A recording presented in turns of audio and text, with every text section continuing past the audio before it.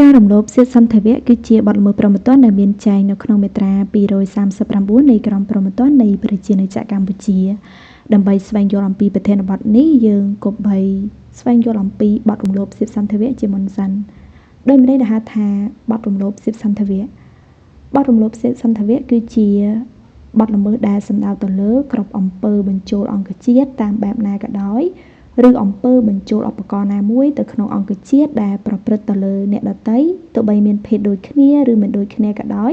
ដោយការប្រើហិង្សាការបង្ខិតបង្ខំការគំរាមកំហែងឬដោយការឆ្លងឱកាសគឺជាបទរំលោភសិទ្ធិសន្តិវៈហើយបទរំលោភសិទ្ធិសន្តិវៈនេះត្រូវប្រន្ទាទោសដាក់ពន្ធនាគារពី5ឆ្នាំទៅ10ឆ្នាំដោយឡែកចំពោះបទល្មើសរំលោភសិទ្ធិសន្តិវៈគឺមានតែទោសដាក់ពន្ធនាគារតែប៉ុណ្ណោះគ្មានទោសពិន័យជាប្រាក់ទេ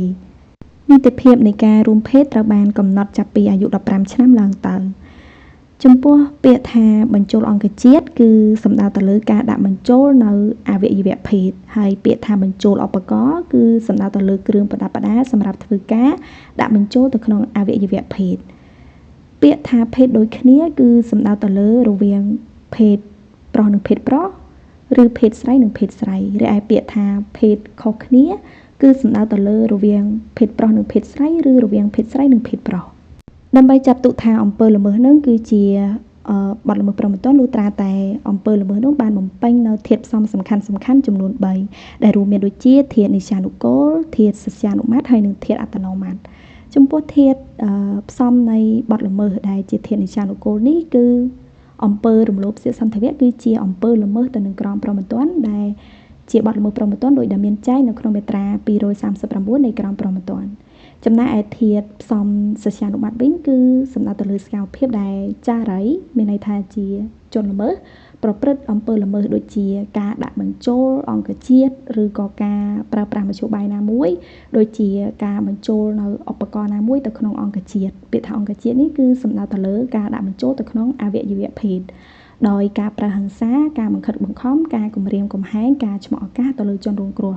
ហើយជនរងគ្រោះនឹងគឺត្រូវតែជារូបវន្តបុគ្គលដែលមានជីវិតចឹងធាតុសស្យានុម័តនេះគឺជា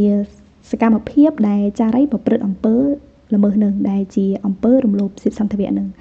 ដែលអំពើនឹងចារីអាចប្រើប្រាស់មធ្យោបាយណាមួយនៅក្នុងការរំលោភសិទ្ធិសន្តិវៈដែលជាការដាក់បញ្ចូលទៅក្នុងអង្គជាតិដូចជាការប្រើប្រាស់ឧបករណ៍ណាមួយយកទៅប្រើប្រាស់ដើម្បីជាការរំលោភសិទ្ធិសន្តិវៈនឹងគឺជាសកម្មភាពដែលចារីកំពុងតែប្រព្រឹត្តអំពើល្មើសចំណែកឯធាតុអត្តនោម័តគឺសំដៅទៅលើចេតនាដែលចារីប្រព្រឹត្តដែលជនល្មើសប្រព្រឹត្តធាតុអត្តនោម័តនេះគឺយើងអាចមើលដឹងតាមរយៈធាតុផ្សំសស្យានុម័តដែលវាឆ្លុះបញ្ចាំងឲ្យគ្នាទៅវិញទៅមកមានន័យថាសកម្មភាពដែលចារីប្រព្រឹត្តយើងអាចមើលដឹងថាតើគាត់ចារីដែលប្រព្រឹត្តនឹងគាត់មានចេតនាឬក៏អចេតនាប៉ុន្តែយ៉ាងណាមិញនៅក្នុងបទរំលោភសិទ្ធិសន្តិវៈគឺអត់មានធាតុអចេតនាទេមានន័យថាសកម្មភាពដែលចារីប្រព្រឹត្តនឹងគឺត្រូវតែកើតឡើងដោយចេតនារបស់ចារីផ្ទាល់ដោយសារអីដោយសារមានការព្រមព្រៀងពីជនរងគ្រោះដោយសារតែអំពើនឹងគឺជនល្មើសបានប្រព្រឹត្តអំពើដោយការប្រើប្រាស់ហិង្សាការបង្ខិតបង្ខំការគំរាមកំហែងទៅលើជនរងគ្រោះអញ្ចឹងពាក្យថាការប្រើប្រាស់ហិង្សាបង្ខិតបង្ខំគំរាមកំហែងឬក៏ឆ្លងឱកាសទៅលើជនរងគ្រោះនេះគឺវាបានបង្កប់នៅធាតុចេតនារបស់ជនល្មើសហើយដែលមានន័យថាសកម្មភាពទាំងអស់នោះគឺវាបានឆ្លុះបញ្ចាំងអំពីចេតនាដែលចារីដែលជនល្មើសប្រព្រឹត្តការរំលោភសិទ្ធិសន្តិវៈនោះប៉ុន្តែបើសិនជាករណីដែរជនរងគ្រោះគាត់មានការព្រមព្រៀងជាមួយនឹងជនល្មើសគឺមិនចាត់ទុកថាជាការរំលោភសិទ្ធិសន្តិវៈទេពីព្រោះថាបទរំលោភសិទ្ធិសន្តិវៈនេះគឺលក្ខខណ្ឌនៅក្នុងបទល្មើសនេះគឺត្រូវតែគ្មានការព្រមព្រៀងពីភាគីដែលជាជនរងគ្រោះនឹងប៉ុន្តែបើសិនជាជនរងគ្រោះព្រមព្រៀងមានន័យថាសកម្មភាពហ្នឹងគឺមិនមានកើតឡើងដោយការប្រើហិង្សាបង្ខិតបង្ខំគំរាមកំហែងរបស់ជនល្មើសទេអញ្ចឹងគឺមិនចាត់ទុកថាជាបទល្មើសរំលោភសិទ្ធិសន្តិវៈទេប៉ុន្តែយ៉ាងណាមិញច្បាប់ព្រហ្មទណ្ឌមាត្រា239នេះគឺបានកំណត់អំពីនីតិភាពនៃការរួមភេទអញ្ចឹងនីតិភាពនៅក្នុងការរួមភេទនេះគឺត្រូវបានកំណត់ចាប់ពីអាយុ15ឆ្នាំឡើងទៅអាយុ15ឆ្នាំឡើងទៅគឺមានន័យថាបុរសឬក៏នារីគឺត្រូវតែមានអាយុ15ឆ្នាំឡើងទៅទើបគាត់អាចមាននីតិភាពពេញលេញដើម្បីអាចរួមភេទបានប៉ុន្តែបើសិនជាបុរសឬនារីនឹងគាត់ មានអាយុក្រោម15ឆ្នាំគឺ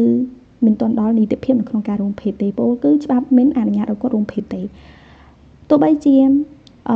ជនរងគ្រោះនឹងភាគីម្ខាងនឹងគាត់បានព្រមព្រៀងជាមួយនឹងជនល្មើសប្រព្រឹត្តអំពើរំលោភសិទ្ធិសន្តិវៈក៏ដោយមានន័យថាគាត់ព្រមព្រៀងគ្នារួមភេទជាមួយគ្នាក៏ដោយប៉ុន្តែភាគីម្ខាងគាត់អត់ទាន់ដល់នីតិភាពអត់ទាន់ដល់អាយុ15ឆ្នាំឡើងទៅនៅក្នុងការរួមភេទទេមានន័យថាភាគីម្ខាងទៀតអាយុក្រោម15ឆ្នាំអញ្ចឹងការរួមភេទជាមួយនឹងភាគីឬក៏ជនម្ខាងទៀតដែលអាយុក្រោម15ឆ្នាំគឺជាបទល្មើសរំលោភសិទ្ធិសន្តិវៈទោះបីជាមានការព្រមព្រៀងគ្នាក៏ដោយរីឯនៅក្នុងបទរំលោភសិទ្ធិសន្តិវៈនេះជនរងគ្រោះគឺមិនមែនសំដៅតែទៅលើមនុស្សស្រីទេជនរងគ្រោះក៏អាចជាបុរសដែលជាជនរងគ្រោះផងដែរហើយជនល្មើសក៏អាចជាមនុស្សស្រីផងដែរនៅក្នុងបទរំលោភសិទ្ធិសន្តិវៈគឺមូលទោសគឺមានតែទោសដាក់ពន្ធនាគារគឺគ្មានទោសពិន័យជាប្រាក់ទេដែលទោសដាក់ពន្ធនាគារហ្នឹងគឺចន្លោះពី5ឆ្នាំទៅ10ឆ្នាំប៉ុន្តែនៅក្នុងរឿងនេះគឺភាគីអាចទាមទារសំណងជំងឺចិត្តបានដែលជាសំណងព្យាសនកម្មផ្លូវចិត្តដែលជនរងគ្រោះគាត់ទទួលបានមានន័យថាដែលគាត់ជួបប្រទះដែលជនល្មើសធ្វើឲ្យខូចខាតទៅលើគាត់អញ្ចឹងគាត់អាចដាក់ពាក្យបណ្ដឹងរដ្ឋបវេនីដើម្បីទាមទារសំណងការខូចខាតបានមាត្រា239នៃក្រមព្រហ្មទណ្ឌនេះគឺកំណត់តែពីបទរំលោភសិទ្ធិសន្តិវៈធម្មតាដែលគ្មានស្ថានទម្ងន់ទោសចំណែកឯស្ថានទម្ងន់ទោសនៃបទរំលោភសិទ្ធិសន្តិវៈនេះគឺមានចែងនៅក្នុងមាត្រា240ដែលស្ថានទម្ងន់ទោសនឹងដោយសារមធ្យោបាយប្រើប្រាស់ឬតាក់ទងទៅនឹងជនល្មើសដូចជាត្រូវផ្តន្ទាទោសដាក់ពន្ធនាគារពី7ឆ្នាំទៅ15ឆ្នាំកាលបើបទល្មើសនេះប្រព្រឹត្តដោយការប្រើអាវុធឬគំរាមកំហែងនឹងអាវុធដោយការប្រើគ្រឿងញៀនឬក្របវិធីដែលនាំឲ្យជនរងគ្រោះបាត់បង់ឬចុះខ្សោយលទ្ធភាពតបតដោយបុគ្គលដែលមានអំណាចទៅលើជនរងគ្រោះដោយបុគ្គលដែលបានរំលោភអំណាចដែលមុខងាររបស់ខ្លួនបានប្រគល់ឲ្យដោយបុគ្គលច្រើនរូបដែលប្រព្រឹត្តឡើងក្នុងឋានៈជាចារីសហចារីអ្នកផ្ដើមគំនិតឬជាអ្នកសំគំនិតចំណែកឯមាត្រា241គឺបានចែងអំពីស្ថានទម្ងន់ទោសដែលតាក់ទងទៅនឹងជនរងគ្រោះដែលត្រូវផ្តន្ទាទោសដាក់ពន្ធនាគារពី7ឆ្នាំទៅ15ឆ្នាំកាលបើបទល្មើសនេះប្រព្រឹត្តទៅលើបុគ្គលដែលទន់ខ្សោយពិសេសដោយមូលហេតុនៃអាយុរបស់បុគ្គលនោះនារីមានគួរកាលបើគួរត្រូវបានគេឃើញជាក់ស្ដែងឬកាលបើជនល្មើសបានដឹងបុគ្គលដែលទន់ខ្សោយពិសេសដោយមូលហេតុនៃជំងឺឬពិការភាពកាលបើស្ថានភាពបុគ្គលនេះត្រូវបានគេឃើញជាក់ស្ដែងឬកាលបើជនល្មើសបានដឹងចំណែកឯមាត្រា242គឺបានចែងអំពីស្ថានទម្ងន់ទោសដោយសារការកាត់អវយវៈឬពិការភាពដែលត្រូវផ្តន្ទាទោសដាក់ពន្ធនាគារពី10ឆ្នាំទៅ20ឆ្នាំកាលបើបទល្មើសនេះនាំឲ្យមានការកាត់អវយវៈឬពិការភាពជាអចិន្ត្រៃយ៍ដល់ជនរងគ្រោះស្ថានទម្ងន់ទោសដោយសារការធ្វើទរណកម្មឬអំពើឃោរឃៅគឺមានចែងនៅក្នុងមាត្រា243នៃក្រមព្រហ្មទណ្ឌដែលត្រូវផ្តន្ទាទោសដាក់ពន្ធនាគារពី10ឆ្នាំទៅ30ឆ្នាំកាលបើបទល្មើសនេះប្រព្រឹត្តឡើងមុនពេលក្នុងពេលឬក្រោយពេលប្រព្រឹត្តអំពើទរណកម្មឬអំពើឃោរឃៅចំណែកឯស្ថានទម្ងន់ទោសដោយសារមរណភាពនៃជនរងគ្រោះវិញមានចែងក្នុងមាត្រា244នៃក្រមព្រហ្មទណ្ឌដែលត្រូវផ្តន្ទាទោសពី15ឆ្នាំទៅ30ឆ្នាំកាលបើបទល្មើសនេះបណ្ដាលឲ្យជនរងគ្រោះស្លាប់ដោយគ្មានចេតនាសម្លាប់ក្រៅពីស្ថានទម្ងន់ទោសនៃបទរំលោភសិទ្ធិសន្តិវៈនេះក៏មានទោសបន្ថែមផងដែរដែលទោសបន្ថែមនៃបទរំលោភសិទ្ធិសន្តិវៈនេះគឺត្រូវធ្វើការដកសិទ្ធិខ្លះជាពលរដ្ឋជាស្ថាពរសម្រាប់រយៈពេល5ឆ្នាំយ៉ាងច្រើន